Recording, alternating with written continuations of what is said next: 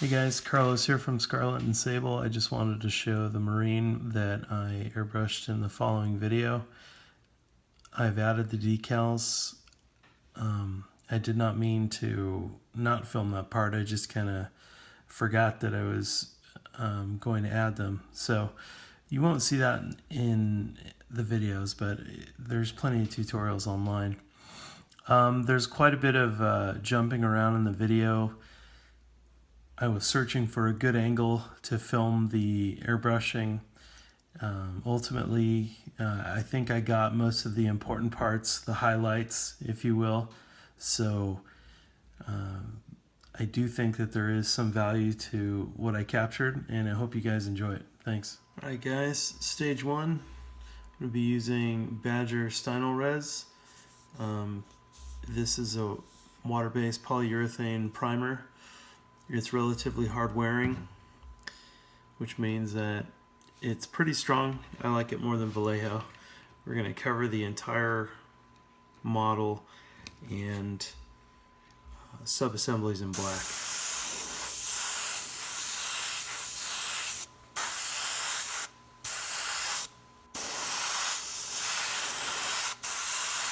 And this might take a couple coats, so take your time whenever you're airbrushing, go slow. But if you have more than one airbrush, sometimes using a little bit bigger needle can make your life easier. Mostly between sprays, and if you set it down and then come back to it, the tip dry and the primer kind of globbing up inside of the body can sometimes cause an issue. So this is the last of it. And then I will check for any spots that I missed and see if there's anything that I need to, any mold lines that need to be sanded, and then I will probably finish those off camera. So for this section, just understand that it's a black polyurethane surface primer. Okay, so we're going to talk about how to do my ultramarine blue. And the three colors that I am going to be using, since this is just a rank and file trooper, are going to be Holder Blue, Innsmouth Blue, and Amarth Blue. So these two blues, these two right here, the dark blue and this bright electric blue, come from the same set. That's the Elven Colors Fantasy and Games sets for scale 75. This color comes from the Shadows of Doom set, which I think is a great set. I pretty much can recommend the Fantasy and Games lines. I believe that they're really good paints. They do take some getting used to. So whenever you buy like a new paint or a new product, just spend some time with it. Or if you can kind of get a good idea of what these colors look like, you look in your own collection and see if you have colors that are similar to this if you want a similar effect, and then use them. You don't need to go out and buy these particular paints. In other videos, I've talked about how knowing what kind of paint you have and how to use your paint and what your paint behaves like are much more important than the name on the bottle. The name on the bottle can vary, but the color, you know, this is like a, I don't know, like a really bright cerulean. This is more of a, couldn't tell you what color that is, kind of a greenish blue, very desaturated, and this is an ultra dark blue, and it's like a navy blue.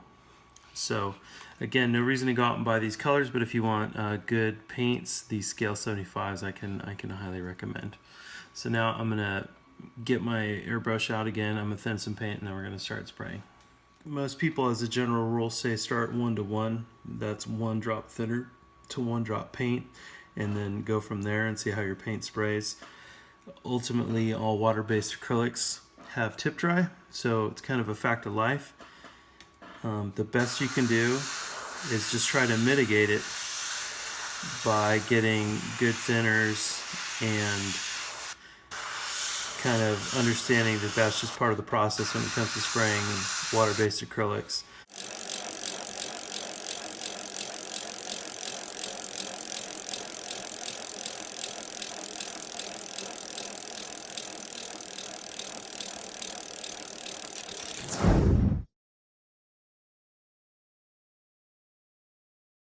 airbrush mostly as my kind of rough draft stage, my sketch stage, even though I don't really, I know there's like a style of painting called sketching, and I don't do that, but I do use the airbrush to put in my, mostly highlights. So right now what I'm trying to do is I'm using my darkest color, my Hold Your Blue, and I'm using it to just base coat the whole miniature.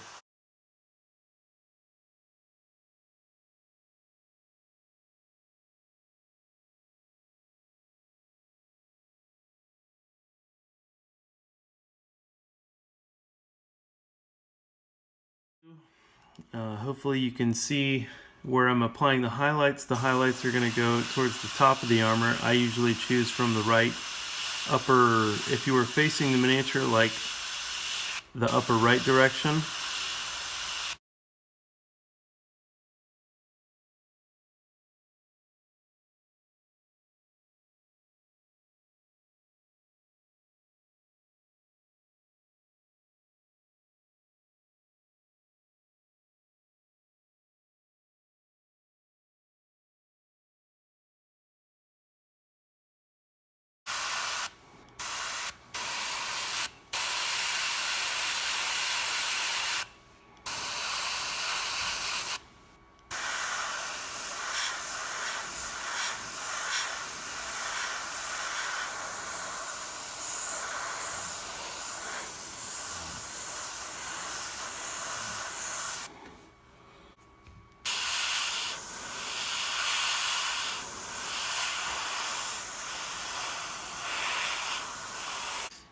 Okay, I modified my mix a little. I'm going to see if we get better flow now.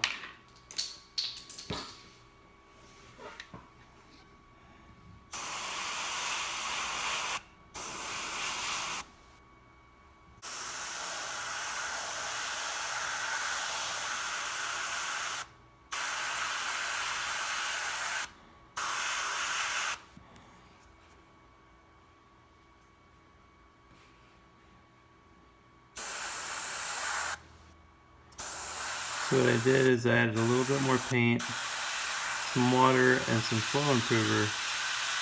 It looks like maybe our problems have become a little less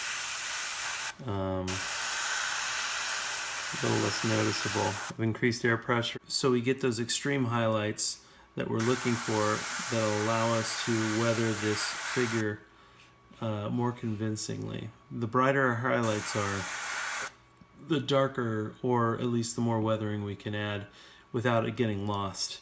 You can weather a very dark figure. Problem is, you're just not really going to see it. Not in a picture. Maybe up close. Maybe with the naked eye, you might be able to make it out a little better. So anyhow, I'm going to keep on airbrushing now.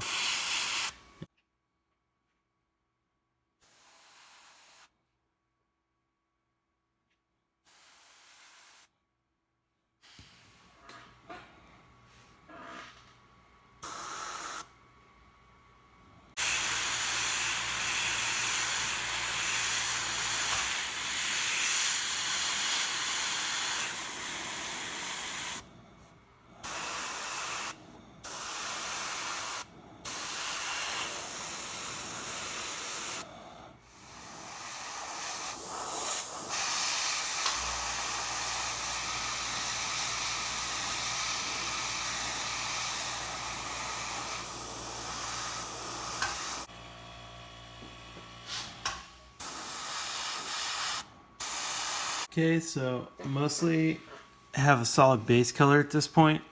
Now I'm going to go back through. I'm going to verify. I'm going to look. I'm going to make sure that we have all the highlights that I want to hit. And check on the body. And as you can see, I'm trying to bring attention to the front of the chest, the neck guard, shoulder plates, maybe these two nozzles on the backpack. In particular, the helmet, I want the highest contrast. I want, just super jump off the miniature type of highlights on the noggin. So the noggin's going to be pointing to the left shoulder. He's going to be looking over his left shoulder, kind of maybe in this direction if the body was underneath him. He's going to be looking to his left. So again, I'm going to be catching, you know, that upper maybe 3/4 area. The next element, we're going to be using a white, and in this case it's going to be golden high flow white, and we're going to try to pick out some of the sections like the fists, the fingers, and maybe tops of the helmet for further highlighting.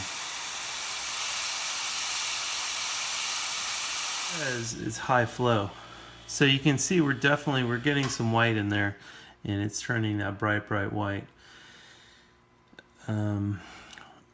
Because of the distance that I have to be from the figure, I might get a little bit more white than I really bargained for, but if we want to call it that, if we consider it a mistake. But if we are done with our airbrushing and we didn't go high enough and we come out with a very dark miniature, that is a little bit harder to kind of, I wouldn't say recover from, but we're not going to really be able to get the effects that we want with the darker base coat. So just going in here, highlighting the top of the helmet, and it's getting a little splattery on me, so this area is going to be getting a bit more of the sun. You can see that's kind of a sharper, that's a lot sharper on the highlight than I wanted, so I might soften that up a little bit using the white. I might just kind of dust the side a little, hopefully. So now we're almost completely white, so that'll definitely be an interesting effect when I paint back over it with the blue. So I'm going to get the front of the collar and maybe the top of the chest.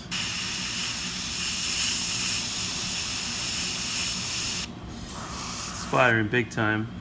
Hold on.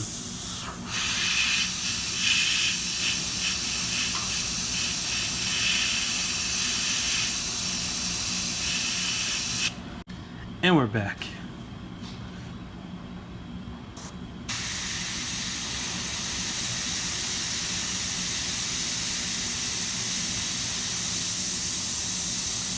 So pro tip for all you kids out there who just started airbrushing, whenever you apply paint, first apply it off the miniature, or exactly the opposite of what I did. Fling it, or you open up with the airbrush and then it flies all over your model.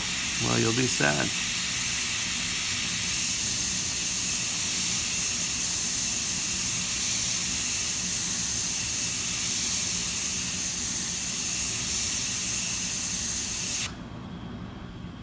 I'm starting to get a little shaky.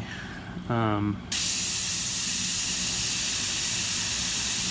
put some highlights on these shoulder pads. Maybe go out a little bit, diffuse them a little, and then come back in, spot them up. And if you're able to get closer, this is a little bit easier. But when we apply our final highlight with the blue, you'll see that all this work that we're doing is going to kind of help us bring out these areas on the finish. So since this area is the light will be coming towards the character down from a very high angle, a very acute angle, it's going to hit, I don't know, somewhere over here on the shoulder, maybe catch a little bit of that inside edge, and we can kind of try to draw a little bit of a line and get in there, put a little bit of a dot right there. Tippy toes, other tippy toe, bit of the knee.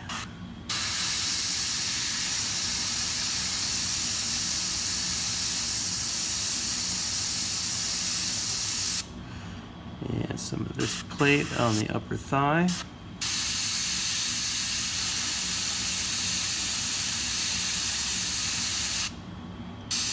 Over here.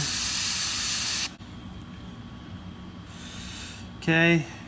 Maybe I will hit a little bit of that chest. Let's hit a little bit of that chest area. And this is going to be kind of, I think we're going with a non-metallic. I believe that was what I did on the lieutenant and what I told others who were interested what I was going to do. So we'll try to go for something similar here.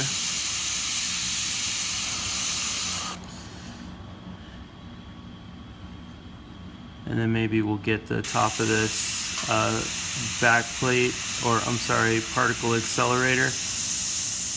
Get them real tight there on top. And eventually we're probably going to, that'll be blue, maybe a little bit of, let's see, back of the ankles. And here we can kind of draw a line, kind of simulating that gleam of the metal. It doesn't have to be too sharp. We don't want to overwhelm the rest of it, of the back of the model. So, but that'll kind of help give it that metallic, that non-metallic metal to that blue brush, you know, every 10-15 seconds, because really, like when you're doing fine detail, that's about how much time you get, especially with the white. It's just not a very forgiving color, and this golden color in particular is like a really nice white, so you see right now just how much I need to clean it off when I'm using it. So airbrushing, time consuming, a lot to learn, definitely not like an easy button, I believe that many people accuse it of being. So by all means, buy an airbrush, maybe hit the top of this rear knee, just a little, nothing too extreme, just a slight highlight right there. And probably maybe the edge of the rear thigh. Although this is going to be covered by the gun, so now that I think about it, no, that won't be necessary. So you can see here we've kind of picked out these highlight areas. Go back to the hand, doesn't look so bad anymore compared to the rest of the figure, considering that this is going to be thrust out in front of him. And even if it were like I just blanketed this thing in white, and as you can see the bottom is not white, but if I had, we're going to have washes and we're going to have other things that we can use to calm down the white. So anyhow, we'll wait for the next section of our highlighting process. This is going to be a very light blue, so we'll see how it looks. And we're going to go slow, and we're going to build up our color in very thin layers.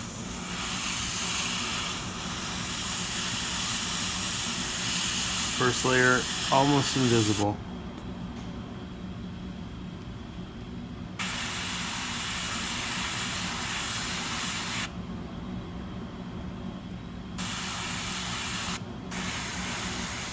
May not worry about the speckles. See, I can't even tell if I'm spraying right now. Oh, there it goes. Okay. I wasn't. We'll see the end result. I get a little bit too happy with the with these thin layers, and then you end up with like a glossy coat, especially if you're, this happened when I was using the Vallejo flow improver. So for this I'm trying scale 75 thinner, and you know how I feel about that, but I don't want it to get glossy on me. I want to retain that really nice matte finish. So again, I'm not sure, don't know if we're getting anything, and we're not. Spray out the clog, and then go back to it. Just real slow, little by little.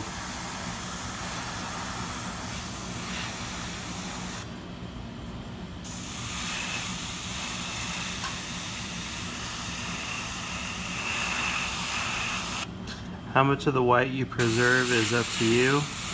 You're going to want to blend it into the surrounding area. And you can see here, now we just have that mostly the blue with the zenithal highlight and that kind of white hot spot right in the center of the plate, or towards the upper shoulder area. So I'd probably call it right there on that shoulder. And that's pretty much all I'm going to be doing. I'm going to be going around applying this thin layer of blue over the armor until I'm satisfied with the highlight. Get exactly the look you wanted, or the highlight isn't quite high enough, or the blue isn't deep enough, not rich enough. As I said in the red cloak video, this process can be repeated multiple times if one so desires. You can always go back, add more layers, highlight with white, and then add more layers again. Back of the helmet right there, we can darken up the underside. We can see if we can still keep a little bit of the bright blue right there in the corner. And again, this process, we're going to go back, if we wanted with the brush, we could always sort of alter contrast with the brush. We can draw out areas using an edge highlight. Like if I wanted to, I could use maybe this light blue and draw a line along this helmet, and then right in the corner put like a white dot, and that'll also sort of create that illusion of there being that bright specular highlight right there. Oh, see right there, look at that.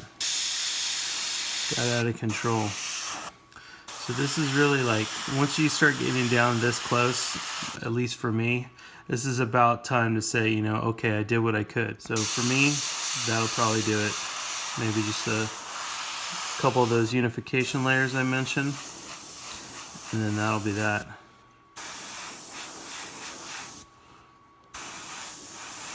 So that's it. That's pretty much how I would airbrush the Power Armor Blue.